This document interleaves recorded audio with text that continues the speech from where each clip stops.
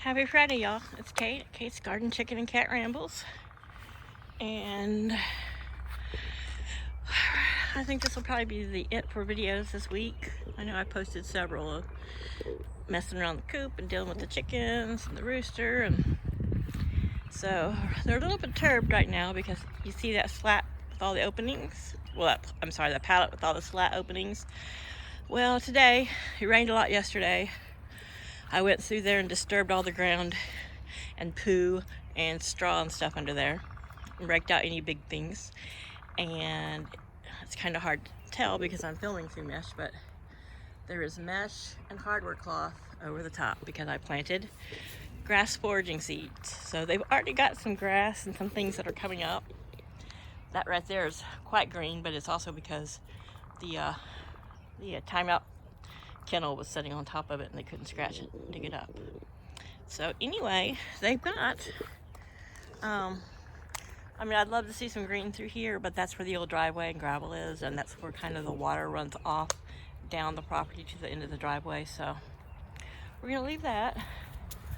But over here in the more neglected, as in I don't mow it and they don't eat a lot over here, you can see they've got a lot of green and a lot of forage. You see right here, there's tons. That right there is just full of clover and all kinds of little native grasses here. Not that Delaware's known for native grasses, but you know what I mean. It's yummy stuff that they like to eat. So the dust bath in there has been staying quite dry. I kind of feel like their little hut might be leaning, but it could just be my vision. It could be leaning a little bit, you know. It's not like I build anything square, perfectly square, but it suits their purpose. So I moved this little timeout pin back here. So if for any reason I need to put him in it or another sick chicken or new birds, they'll have grass to forage on, they'll have a perch, and then as needed I will put, you know, food and water in there, and I'll put some more of this vinyl over the top of it. So last night when I was out, this is all dirty. This is all dirty stuff. Get off here, Chaos. You don't want to lay on here. It's wet, and there's been chicken poo. This cat, I swear, he's like, I want to stand on the cardboard. It's not a real box. So over here in the junk trash pile that Paul hasn't cleaned yet or done anything with, I just add to. So this little pallet here I thought about using, but it kind of keeps a gap from them digging under the fence. Look at all this green. I love the spring.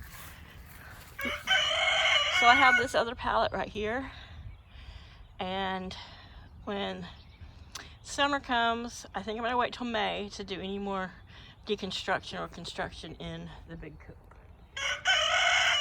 This I will put on the top above that little ledge area they have. I'll show you that in a moment if you're new here.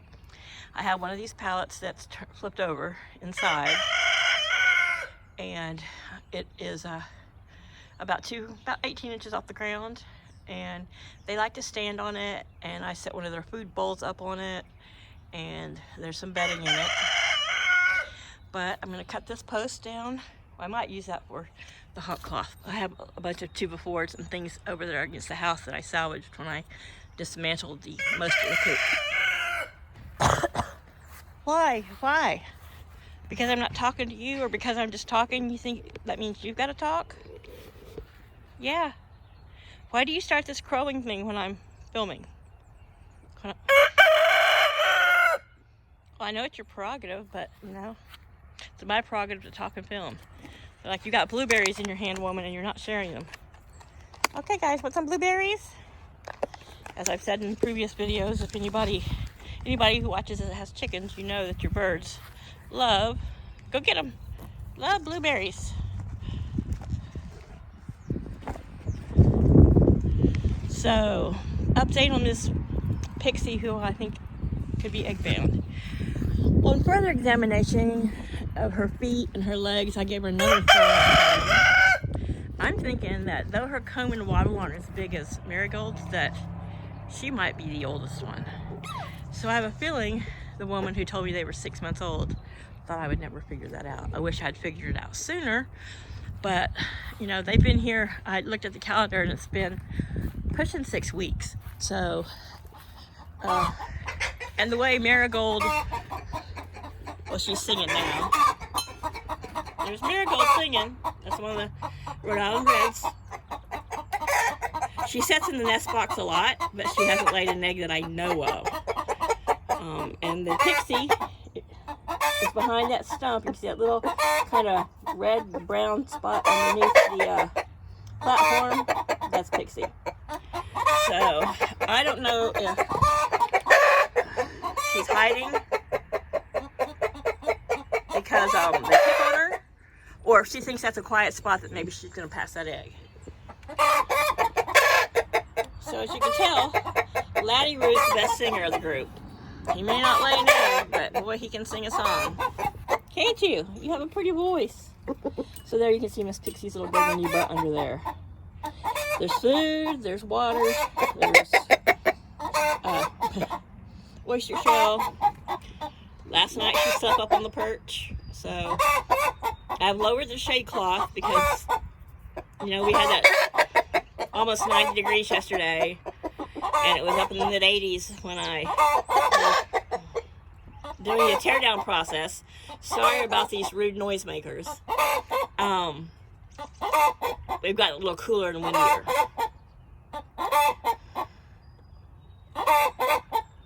You're not on a nest box. You haven't laid an egg.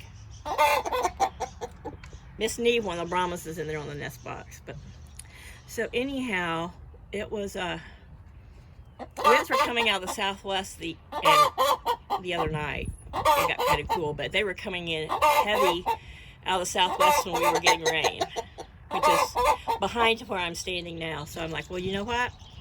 I've decided I'm going to move and give the chicks some blueberries. Maybe these guys will shut up. Do you want some blueberries? Will that one make you hush? Will that make you quiet? Yeah, will you quiet down for some berries? Oh, yeah. That's one way to get them to shut up. Blueberries. Yeah. So, yeah, I've had to be careful because I've had blueberry poo stuck to my shoe for several days. So, I'm gonna, nothing much to see. This is just kind of my work area. And I'm going to move around. But anyway, back squirrel, Robin. Okay, so I have decided that I'm going to leave the floor here inside their coop, the little tile floor, until May 1st. Because April, it can be so unpredictable here. I know we're supposed to be in for another hot, dry summer, but April's not summer. And like I said a couple years ago, I had so much stuff and garden done by May 1st, and then May 1st on the day we had a freeze and killed all my tomatoes and a lot of flowers. And so anyhow, so I'm gonna give some blueberries to the little chickens, and then we're gonna go look at some tulips. Let's see, the peas are coming up. I still have got a lot of weeding and prepping to do on the side of the garden, but like I said, I'm gonna plant in pots and planters this summer, so really nothing else has to be in the ground. And let's see, I'll probably put some more peas in, but yeah, look, we got green peas coming up. And usually 2 rows of peas, that's 6 feet, that's 6 feet, and then there's 2 4-foot rows. So what's that, 20 feet total, can't tell here, of peas will be enough. Yes, I still haven't taken this okra down, but I'm not rushing myself because pulling it out means I'm going to have to cut into the weed cloth. It's a bigger job than you'd think it would be, and I can't plant there anyway. You know, I'm just going to be setting pots there. So these will come down at my leisure as I need the space. It kind of looks like a spooky little dead mini forest, and I'll leave it because I don't know, I kind of like the way it looks. Because like there's part of the septic, so we're figuring the septic probably comes from about that spot. I think since there's an opening I think right there, and then that little dirt pile are where the access points, and it goes that way. So anyway, Paul said, don't play it. So I'm gonna burn this. Paul's like, mulch it. I'm like, too much straw. It's really, really wet right now, but I haven't had the gumption to start moving it out to the yard and to burn it. I could probably burn it here, but I don't want to melt it into the fencing, and I don't want it to smoke out the little birds. Hey guys, want some blueberries? I know, it's gonna freak you out when I first throw them in there.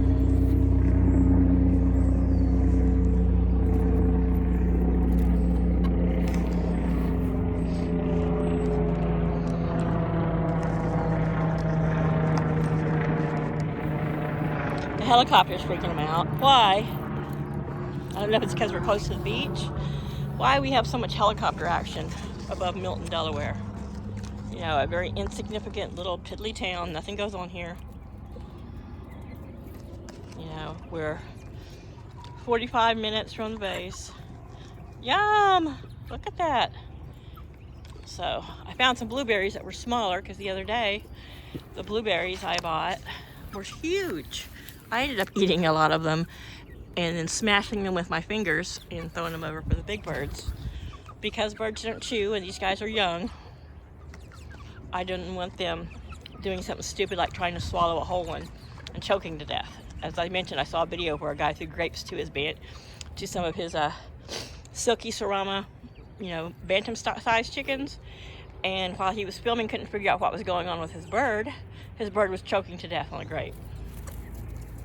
So I found there were two different brands at the store, and this one, for whatever reason, had little bitty tiny blueberries, so I grabbed that. Sorry, I'm eating a couple of them myself. They love the blueberries, so they're in a little uproar because I cleaned their coop and added fresh shavings. Really? Look at this. Why? Why are you buzzing around Milton, Delaware? Anyway, we got a lot of rain yesterday. Well, yeah, last night, no right. I don't know if you can say a lot, but it came down really heavy. I don't know what the accumulation was, but we actually had what I call a thunderstorm. I mean, it was bright cracks of lightning with big, huge, loud, vibrating in the house thunder, which is very rare. I don't think I've felt that kind of thunder in, I don't know, since Hurricane Sandy came through, and that's been, what, pushing 10 years? No, maybe. But look at this. Yes, I have a lot of work to do up here in the front garden. I'm going to be, this month, taking out all the excess grass and dead stuff and putting down mulch around all the lilies. And then if I want to plant an annual here and there, or maybe some marigolds, I will just dig down in the mulch. But right now, I've got tulips popping up in all kinds of strange places, and I don't want to disturb any of them, so aren't those pretty?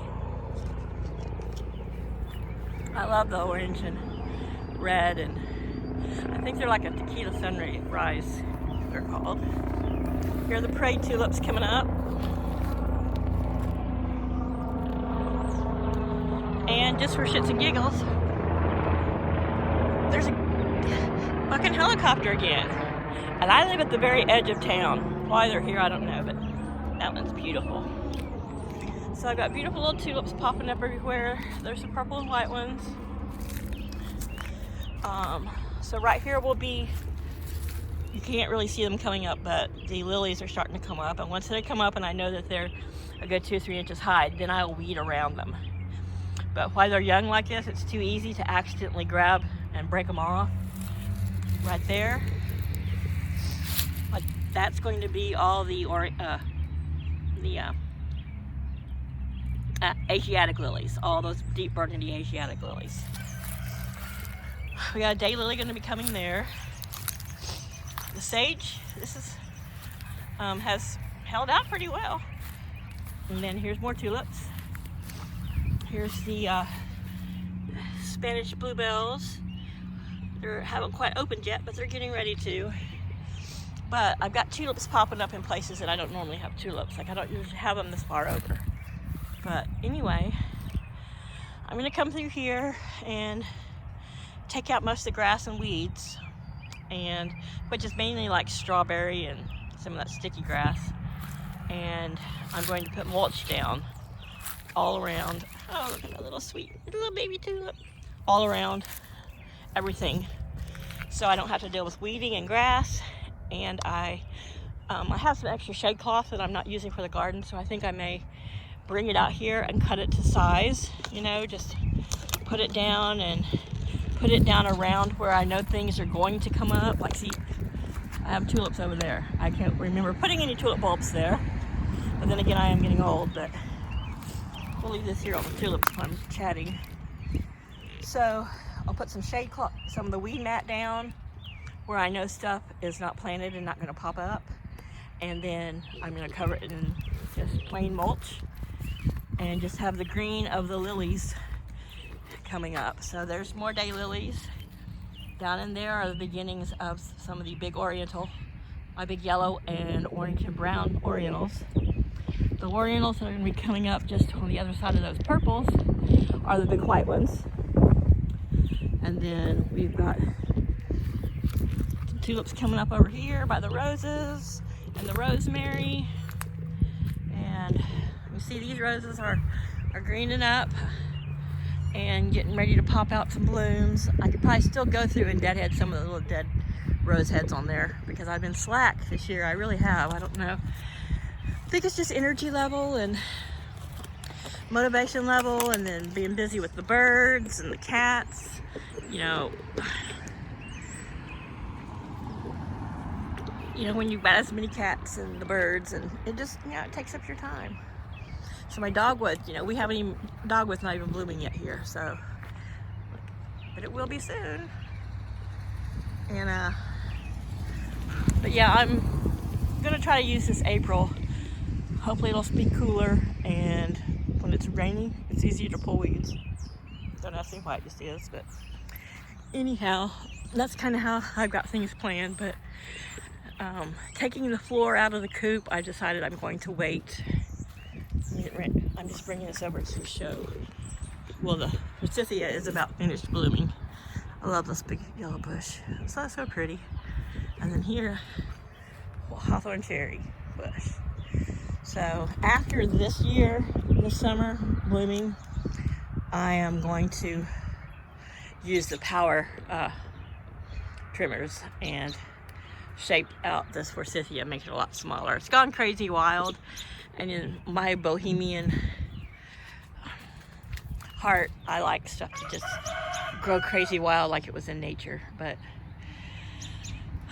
you also got to think of its health and its welfare. But so yeah, I love this hawthorn cherry. I wish it would stay like this all summer. Such beautiful blossoms. I have to get some still pictures of it. But I've also got another one of each over there. So anyhow, so I'm gonna end this video. It's almost 20 minutes of just me rambling about hopefully stuff you find interesting and some of my plans. But looks like I need to mow again. I just mowed last week. A few sunny days and everything just pops up like crazy. But my yard out here is mainly clover, and I can't think of the name of the purple stuff. I know it's on the tip of my tongue, but then we get these clumps of this really thick, like Johnson grass stuff, and it's just crazy. But over here in the little kind of wooded area, we have all these wild violets. I love the wild violets. And luckily, when I mowed the other day, when I came through here, I set the mower up a little higher so I wouldn't take them down and just the grass that was taller than them. But yeah, I love all the wild violets, and they tend to bloom in places where they get more shade, of course, and in woody areas. See, not that this right here at the edge of my yard is super woody, but we do have the fallen trees, and you can see them they're everywhere. So this fence between my house and the neighbors is going to be covered in honeysuckle really soon. And I don't know what this little tree is. It's on my side. I need to cut it down. But we've let that go wild. That's where you put old branches, old plants I pull out of the garden. some of the feral wildcats in the neighborhood make homes in there. On sunny days, Chaos likes to lay in the poofiness of it over here and get sun in the early mornings. There's bunnies that I think are living in there. And I think that pile of vines there in the back, I kind of mentioned it earlier before I got distracted talking about pallets and crap. But right there, whoops, in front of the fence, move my fingers, it'll focus. Last night when I was out here tending the birds and freshening their water and stuff before bedtime, it was right at dusk. And the bunny was out in the yard eating around there. And it doesn't go into the fence, I mean, it's all just concrete and suburbia back there. That's in town. This side of the fence is not in town. Anyway, I love that, but that's why I get to have chickens. All the times I thought we could sell this place and get one of the historical houses in town. I'm like, no, I'm glad I didn't, because I wouldn't be able to have chickens or a garden. So there's the poultry protection cat. Right now he's guarding the peas. Yeah, are you guarding the peas? It's starting to sprinkle. So I planted my grass seed. We're not supposed to get really chances of much rain today, so I filled the watering can, hauled it up 2 gallons of water over and watered my grass seed, and now it's starting to sprinkle. But I love it. I love rainy spring. I do. I mean, it makes things more difficult when you're trying to take care of animals and, you know, time when you can mow your yard and work in the garden, but I do love rainy springs. I would have been a person who would love living in like Scotland or England, places where it's overcast like this and rainy and cooler. But anyway, there's the up and coming rooster, Colum, hanging out with Flower and Daisy. And last night they were doing their teenage thing, as all the adult chickens were up in their coop. This one, it was dusk, just getting dark, and I saw the bunny. And these guys are out here running around, and I shooed Colum and the other 2 cream leg bar girls, both hens, and they all went inside.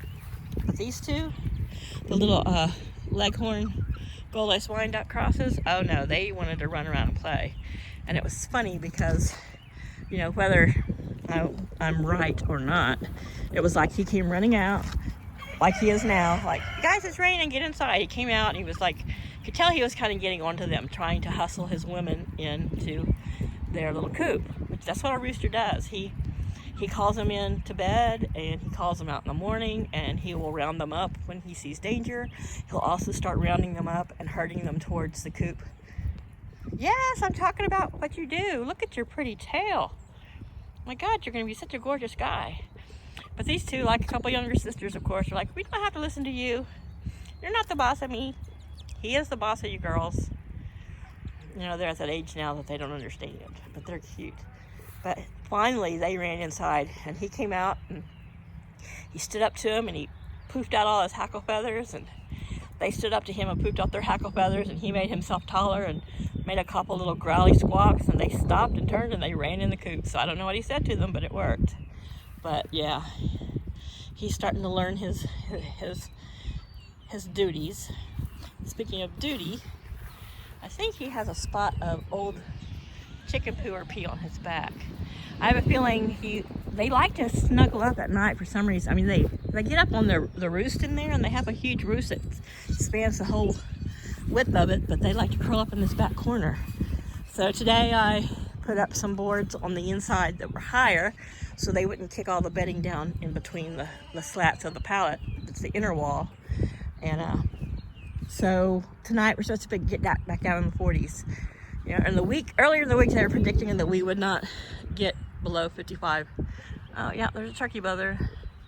Don't worry, girls, he doesn't like big fat live chickens. But it's supposed to get down into the 40s, and maybe tomorrow night, tonight's Friday, so maybe tonight or tomorrow night down into the 30s even. So I'm not going to add any heat in there for them, but I did put some more pine flake bedding down in there for them. And I cleaned out the floor in here. Oops. Oh, it doesn't want to focus. And put down a little bit more bedding, but there's Miss Pixie down there. Her diarrhea's gotten better. but she still seems kind of lethargic. But like I said, I was looking at her feet and her claws, and you know, some of her claws and some of her features look much more mature than my year-old chicken. So who knows? The chick could have just lied when she said they were 6 months old, and she was just trying to get rid of a couple hens. And though that disappoints me in the egg department, it doesn't in the fact that it gives Laddie more women to cover, and he's not just harassing the other girls. Neve is still in there on a nest box, but kind of what I mentioned earlier, and if you're new or you didn't get what I was talking about, but squirrel, I often don't get what I'm talking about. That other pallet looks just like this, except for see, this one's upside down, the slats are on the bottom. And it is setting on a solid pallet underneath. So I've got plenty of 2x4s, and I'm going to cut probably 16-inch, probably 16-inch little posts, and I'm going to set that other pallet that's way over there on top of here, so that the slats are on top and the birds can walk across there and set up there.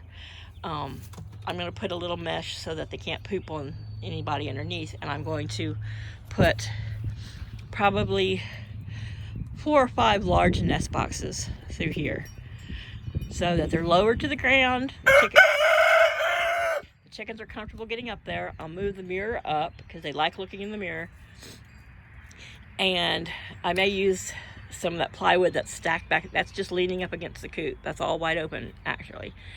Cut it to length and put some more tile on it and put it on top so that it's easy to clean and they won't be pooping on anybody in the nest box. And I'll put a couple little lower roosts for that nest box down, or I might make some little short ladders, I don't know, but it's at a height that the hens can jump up in it and nest, and if one of them does get broody and hatches some eggs, it's not too far for the little chickens to be hustled down. Which down here towards the dust box, they've knocked off the end, so I may put, you know, I don't know, a little ramp, I don't know, who knows, but excuse me, my throat's dry and I'm watching this turkey vulture. Not turkey vulture, this is a black vulture. They live close around here. They like to live on my roof, but they hang out. They like to eat the old cat food, which I don't mind that, but they don't bother the chickens. But I still haven't been able to get Paul to help me put in the post to put up the hawk net. So maybe this weekend, if it's cooler and while the ground's a little moist, I might come out here and try to dig the hole and do that myself. I'm gonna kind of where that stump right there is, just kind of beside that is where the post is gonna go, because Laddie, come on, give me a break, big mouth.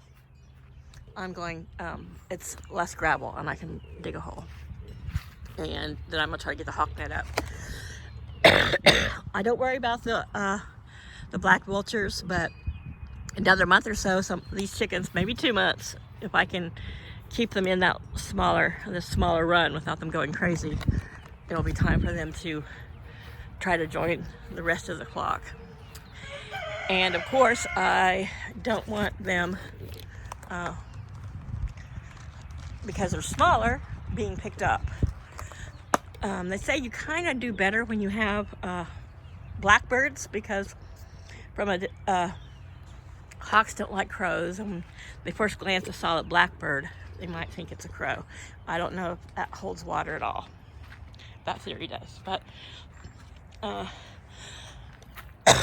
my only one to be picked off by a predator, which was picked off by an owl, was Bronwyn, and she was out right before sunrise. So, but patterns, I guess, are easier for them to camouflage themselves. And these guys are big. I mean, the Brahmas are probably almost close to 8 pounds now. Laddie's probably a good 10 pounds. He's a big guy. These guys are pretty smart with the big birds. You know, they've been out here. They've been out here a year now in this yard, so they kind of know where they've got the pavilion, and they've got their coop, and they've got places that they can, you know, get away. So I want the hawk net up before I put the smaller birds out. The cream leg barks are going to be a bit smaller.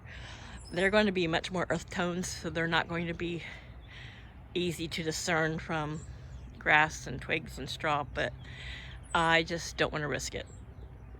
This little guardian owl up there is just, you know, I've been lucky. I was really lucky this winter that, you know, I didn't have to deal with a lot of predators.